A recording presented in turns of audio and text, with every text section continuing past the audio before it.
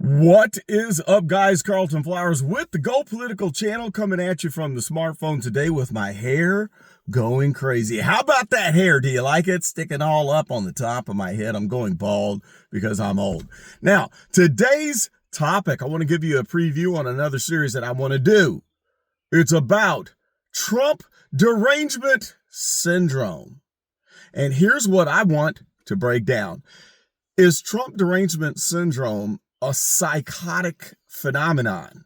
Is there any credence to the majority of the Trump derangement that we see out there? Now, before anyone unsubscribes because they're upset that I'm not bashing Trump, I do disagree with President Trump on many issues. I agree with other issues, but I'm not going to take a party line stance. I'm not going to say, hey, carte blanche, do whatever, I'm just punching a Republican ticket. No, it's the policies that I support or that I disagree with, not the party and not the man.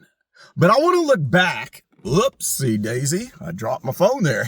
I want to look back at some of the best rumors and deranged ideas, conspiracy theories, things that scared people out of their shoes. Such as, if Trump was going to be elected, they said that all black and brown skinned people were going to be rounded up and put into detention camps. They also said that the black and brown people would all be exported, or deported rather.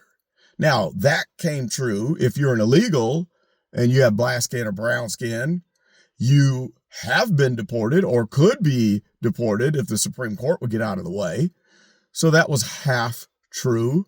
But then there was another rumor stating that Trump was going to create concentration camps for Democrats. You remember those posts where they were claiming that all these huge facilities would be built all over the nation? They were building them right now, and they're going to be able to contain, say, tens of thousands of people in each facility, and those are camps that are being built for the Democrats. Something else that came up a lot, we heard from our biggest critics that Trump was a Nazi. And so they were saying that all the Jewish people were going to be rounded up and put into concentration camps. That was a good one, especially considering the fact that Trump has Jewish grandchildren, as one of his kids is married to a Jewish person, and they are practicing Jews. Some of the other absurd ones. Trump is going to be a dictator on day one, and there will never be an election again. I guess Trump would live forever. Maybe he would discover the fountain of youth, live forever, and be the dictator of the United States for the rest of our lifetime. That was a good one. Now I could go on and on and on. I have a long list. I've got 10.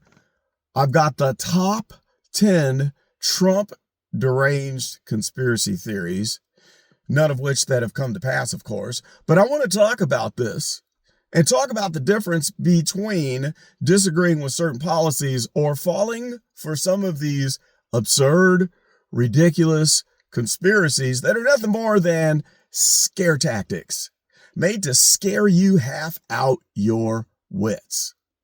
Oh, one of the other ones was that Trump would spark World War III. We're supposed to be in World War III already. That's an interesting one, considering that he's against the war in Ukraine and was against a war in the Middle East. So I'm going to cover all that, and I can't wait to hear from you, to hear your thoughts about Trump Derangement Syndrome.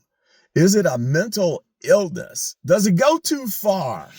Are these people that just can't have rational thought, where they can't function in their executive functioning mind, the frontal cerebral cortex of their brain?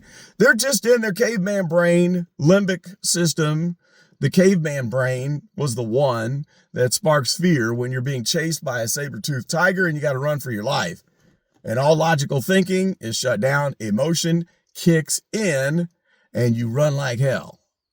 So I think that Trump derangement syndrome is something that places people in their caveman brain. They become emotional and irrational.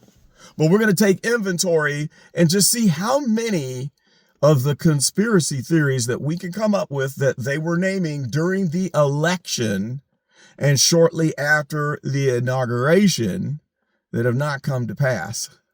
Because people will forget about these in time. Now, when the next election comes around and we're all at the voting booth, everyone will conveniently forget that they all swore that there would never be another election, right? So let's talk about that. And if you can think of some of the absurd conspiracy theories that were being pushed out there by those who have Trump derangement syndrome, post it in the comments. And then also, are you one who just disagrees with Trump? I would like to hear rational disagreement. And I will even include some of the things that I disagree about, like the person who is serving as the pardon czar. That lady should be in jail. She's a black woman, right? Which kind of smacks in the face of the theory that Trump is a racist. If he's a racist, why did he appoint a black woman as the pardon czar? And why did Trump pardon R. Kelly? Now, can you imagine if David Duke, the former head of the Ku Klux Klan, was the president of the United States? Do you think he would issue a pardon to R. Kelly or make a black woman the pardon czar? I can't make sense of that. Maybe you can help me out. But let's get the discussion going, and then I'll be putting that video together. It'll be one of my fancy videos. It'll be very entertaining and informative, and we're going to cut to the chase and analyze some of this ridiculousness and talk about the psychology behind Trump derangement syndrome. That's all I got for this one. This is Carlton, and I'm out. Like and subscribe. See you soon.